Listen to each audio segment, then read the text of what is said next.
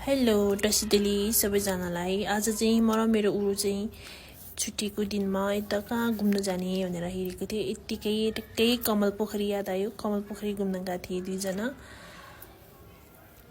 त्यो गएर चाहिँ सोचेको थियो फोटो धेरै खिचौँ भन्ने, तर मान्छेहरू नै भएकोले फोटो त्यस्तो राम्रो खिच्न पाएन। तर नि हामीले नर्मल भिडियोहरू चाहिँ गर्नु पाएँ। अनि तपाईहरु पनि घुम्न जानु होला है त। कमल पोखरी एकदम राम्रो छ। अनि म चाहिँ भिडियो बनाउँदै मेरो उरुको छेउमा पुगेको थिएँ। उरु चाहिँ पुरा लजाएर अनुहार छोपिरहनु भएको छ। मिला आज म हेर्न गए कमल पोखरी, सुने तिम्रो पाइला बगलमै, तर तिमी छैन रहेछ।